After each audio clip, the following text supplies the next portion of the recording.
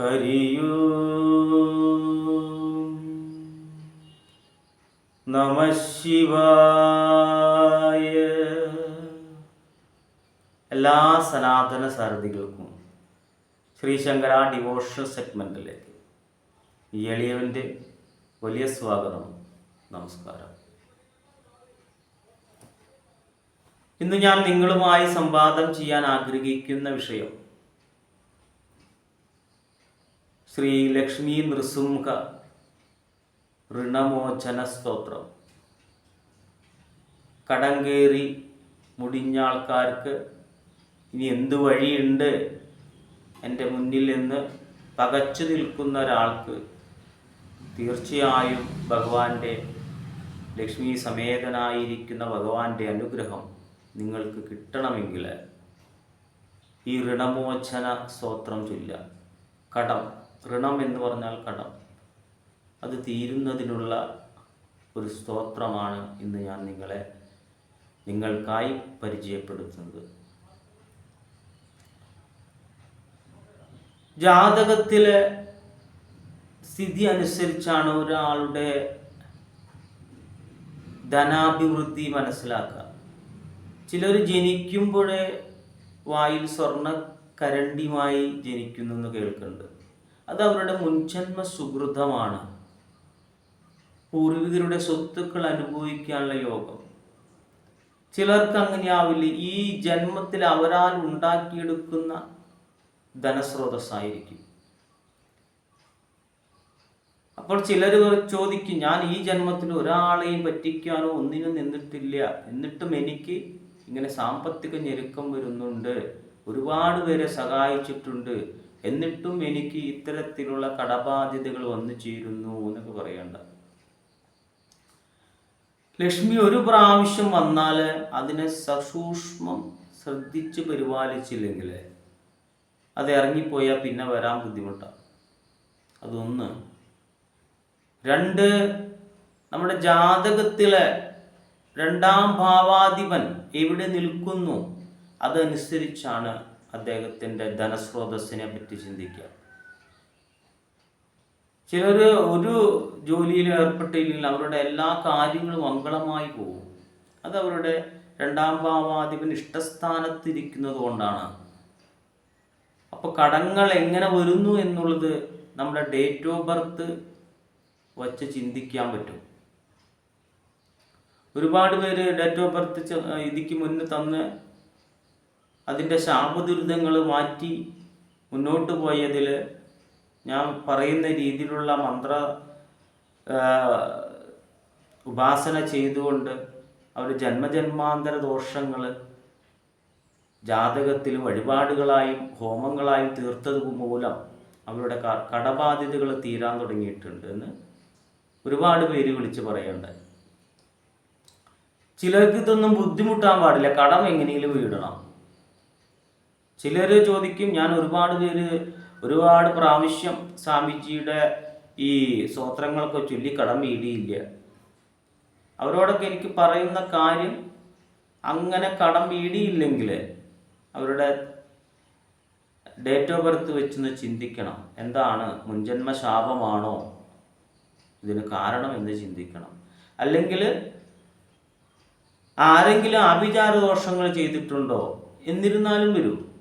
അപ്പം നമ്മൾക്ക് ജാതകം മാത്രം പോരാ, ഇപ്പോൾ നടന്നുകൊണ്ടിരിക്കുന്ന ഈ കാലത്ത് ആരെങ്കിലും നെഗറ്റീവായിട്ട് എന്തെങ്കിലും കാര്യങ്ങൾ ചെയ്താലും ഈ സാമ്പത്തിക ബുദ്ധിമുട്ട് വരും. അപ്പം ആദ്യം നമ്മൾ ഭഗവാനെ വിളിക്കുക, നാമം ചൊല്ലുക. എന്നിട്ട് നമുക്ക് ഫലം കിട്ടിയില്ലെങ്കിൽ അവരുടെ ഡേറ്റ് ഓഫ് ബർത്ത് വെച്ച് ചിന്തിക്കുക. എന്നിട്ടും നമ്മൾക്ക് ഫലങ്ങളില്ലെങ്കിൽ പ്രശ്നം വെച്ച് നോക്കി ഈ സംസാരത്തിൽ ആരാണോ നമ്മളെ ബ്ലോക്കാക്കി വെച്ചിരിക്കുന്നത് അതിനെ നമ്മൾ വിടിയിച്ച് മുന്നോട്ട് പോയാൽ തീർച്ചയായും നമുക്ക് കടബാധ്യതയിൽ നിന്ന് മോചനം വരും. രണ്ടാം ഭാവാധിപൻ അഷ്ടമത്തിലൊക്കെ നിന്ന് കഴിഞ്ഞാൽ തീർച്ചയായും അദ്ദേഹത്തിന് ഈ ജീവിതത്തിലെ നരകമല്ലാതെ മറ്റൊന്നും കിട്ടില്ല. കാരണം എന്തെല്ലാം ആദർശങ്ങളുണ്ടെങ്കിലും ഒരു 90% സമ്പത്ത് തന്നെയാണ് സുഖജീവിതത്തിൻ്റെ പ്രധാനം. ഈ ലൗകിക സുഖങ്ങൾ ഇഷ്ടപ്പെടാത്തവരാണെങ്കിൽ പിന്നെ അതൊന്നും വിഷയമില്ല. നമുക്ക് ലൗകിക സുഖങ്ങൾ ഇഷ്ടപ്പെടുന്നുവെങ്കിൽ തീർച്ചയായും ധനം തന്നെയാണ് പ്രധാനം. ചിലർ ചോദിക്കും, ശുക്രദശയാണ് എന്നിട്ടും എനിക്ക് ദുരിതം വന്നു എന്ന് പറയാം. ആ ശുക്രൻ ജാതകത്തിൽ എവിടെ നിൽക്കുന്നു എന്ന് നോക്കണം. ജാതകത്തിൽ ശുഭസ്ഥാനത്ത് നിൽക്കുന്നുവെങ്കിൽ എന്നിട്ടും കഷ്ടപ്പാടാണ് അനുഭവിച്ചെന്നെങ്കിൽ പ്രശ്നം ചിന്തിച്ച് ആരെങ്കിലും ഇദ്ദേഹത്തെ തടസ്സപ്പെടുത്തി വെച്ചിട്ടുണ്ടോ എന്ന് നോക്കണം. എന്നിട്ടായിരിക്കണം മുന്നോട്ട് പോകേണ്ടത്. തീർച്ചയായും അതിനൊക്കെ മാറ്റങ്ങൾ വരും. അല്ലാതെ കുറേ ഹോമങ്ങൾ ചെയ്തിട്ട് കാര്യമില്ല. എന്താണോ അതിൻ്റെ ദോഷങ്ങളും മുൻജന്മ ശാപങ്ങളൊക്കെ തീർത്താൽ നമുക്ക് മാറ്റം വരും. ഇന്ന് ഞാൻ നിങ്ങളെ പരിചയപ്പെടുത്തുന്ന ഈ മന്ത്രം, ഈ സ്തോത്രം നമ്മൾ നിത്യം ജപിക്കുക. ഒരു 41 ദിവസം ജപിക്കുക. ജപിച്ചിട്ട് നമ്മൾക്ക് മാറ്റങ്ങൾ ഇല്ലെങ്കിൽ ഞാൻ നേരത്തെ പറഞ്ഞ പോലെ നമുക്ക് ഡേറ്റ് ഓഫ് ബർത്ത് വെച്ച് ചിന്തിക്കണം. എന്നിട്ടും നമ്മൾക്ക് ഫലങ്ങൾ വന്നില്ലെങ്കിൽ പ്രശ്നം ചിന്തിച്ചുകൊണ്ട് പരിഹരിക്കണം. അപ്പോൾ ഈശ്വരൻ ഉണ്ടെങ്കിൽ അത്രയും തന്നെ അത് നെഗറ്റീവ് ഊർജവും ഇവിടെയുണ്ട്. അത് നമ്മൾ മനസ്സിലാക്കി നമ്മൾ മുന്നോട്ട് പോകണം. പിന്നെ ചൊല്ലുന്നത് വളരെ ഭക്തിയോടുകൂടി ചൊല്ലണം. ആ ചൊല്ലുന്ന സമയത്ത് കോൺസെൻട്രേഷൻ കിട്ടുന്നില്ല എന്നൊക്കെ ഒരുപാട് പേര് പറയണ്ടായി. ഞാൻ ചോദിച്ചോട്ടെ, നമ്മൾക്ക് ഇതിനെപ്പറ്റി കൂടുതൽ ചിന്തിച്ചിട്ട് എന്താ കാര്യം? നമ്മൾക്ക് വരാനുള്ളത് വരില്ലേ? അപ്പോൾ ആ ചൊല്ലുന്ന ആ ക്രിയ അല്ലെങ്കിൽ ഏത് പ്രവൃത്തിയാണ് ചെയ്യുന്നത് അതിൽ 100% കോൺസെൻട്രേഷൻ ചെയ്ത് കൊടുത്ത് നമ്മൾ ആ ജോലി ചെയ്യുക. ജോലി ആയിക്കോട്ടെ, പ്രാർത്ഥന ആയിക്കോട്ടെ, എന്തായാലും അങ്ങനെ തന്നെ ശ്രമിക്കുക. ഞാൻ ഇന്നത്തെ സ്തോത്രം ചൊല്ലാം. എല്ലാവരും വീട്ടിലൊരു ഗുരുവിളക്ക് വയ്ക്കാൻ പറഞ്ഞിരുന്നു. ആ ഗുരുവിളക്കിൻ്റെ സമീപത്താണ് ഇത് ചൊല്ലേണ്ടത്. 64,000 കോടി ഋഷീശ്വരന്മാരെ സങ്കല്പിച്ചുകൊണ്ട് ആ വിളക്ക് കൊളുത്തണം. അതിനുശേഷം നമ്മൾ ഏത് ദേവനെയാണോ ആഗ്രഹിക്കുന്നത്, ഉപാസിക്കുന്നത്, ആ ദേവൻ്റെ രൂപം ആ വിളക്കിൽ സങ്കല്പം ചെയ്യണം. ഇതാണ് അതിൻ്റെ ഒരു നിയമം. ആ സ്തോത്രം ഞാൻ ചൊല്ലാം. ഓം ദേവതാകാര്യസിദ്ധ്യർത്ഥം സപസ്തം വസ്മുദ്ഭവം ശ്രീനൃസിംഹം മഹാവീരം നമാമി ഋണമുക്തയേ.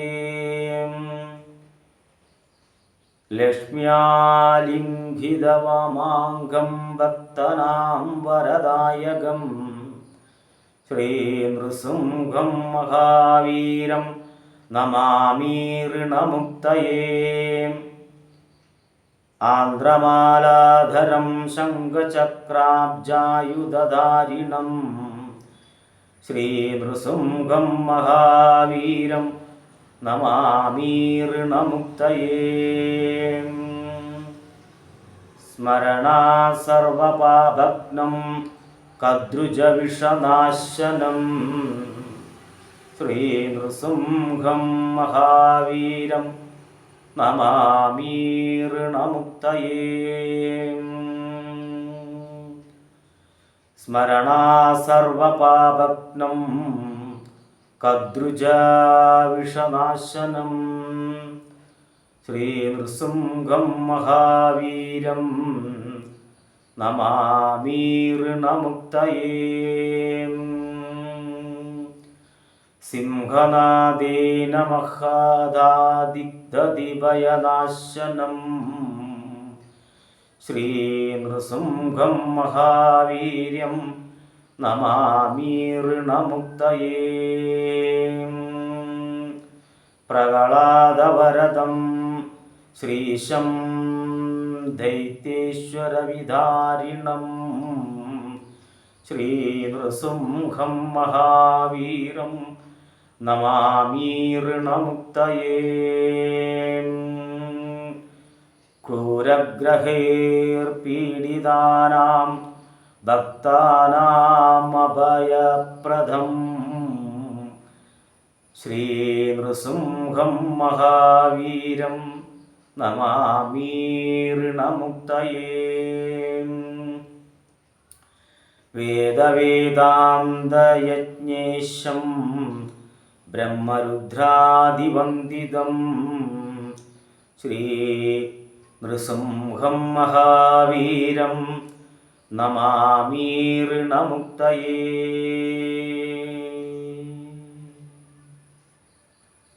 ഇതാണ് സ്തോത്രം. ഈ സ്തോത്രം നമ്മൾ നിത്യം ജപിക്കുക. ഒരു 41 ദിവസം നമ്മൾ ജപിക്കുക. അതിനുശേഷവും നമ്മൾക്ക് കാര്യമായ മാറ്റങ്ങളില്ലെങ്കിൽ നമ്മുടെ ഡേറ്റ് ഓഫ് ബർത്ത് പരിശോധിക്കണം. എന്നിട്ടും നമുക്ക് മാറ്റമില്ലെങ്കിൽ രാശി വെച്ച് എന്താണോ ആരാണോ നമ്മളെ ബാധാദോഷങ്ങളാൽ തടസ്സപ്പെടുത്തിയിട്ടുണ്ടോ എന്നൊക്കെ നോക്കി മുന്നോട്ട് പോകണം. എല്ലാ വിഷയത്തിനും പരിഹാരമുണ്ട്. ചിലർ നന്നായി പഠിച്ചാലും ജോലി കിട്ടാതെ വരും. അപ്പം അങ്ങനെയുള്ള ഓരോ തടസ്സങ്ങൾ മാറ്റി നമ്മൾ മുന്നോട്ട് പോകാൻ തന്നെയാണ് ഭഗവാൻ ശ്രീകൃഷ്ണൻ അർജുനനോട് ഉപദേശിക്കുന്നത്. ഞാൻ നിന്റെ തേര് തെളിച്ച് നിന്നെ സഹായിക്കും. അസ്ത്രം ചെയ്യേണ്ടത് നിന്റെ ഡ്യൂട്ടിയാണ് എന്ന് നമ്മളെ ഈ കലിയുഗത്തിൽ പഠിപ്പിച്ചു തരികയാണ് ഭഗവാൻ ഗുരുവായൂരപ്പൻ. ഈ സ്തോത്രം നിങ്ങൾ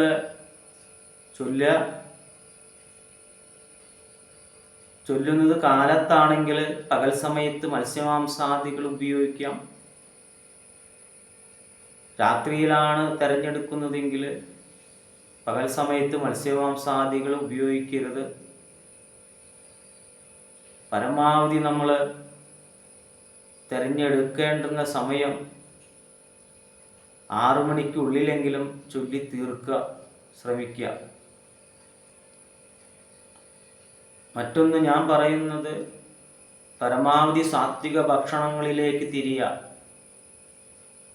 മറ്റുള്ള ജീവജാലങ്ങളെ കൊന്നു തിന്നുകൊണ്ട് നമ്മുടെ ശരീരം പുഷ്ടിപ്പെടുത്താനോ ഒന്നും നിൽക്കരുത് പരമാവധി.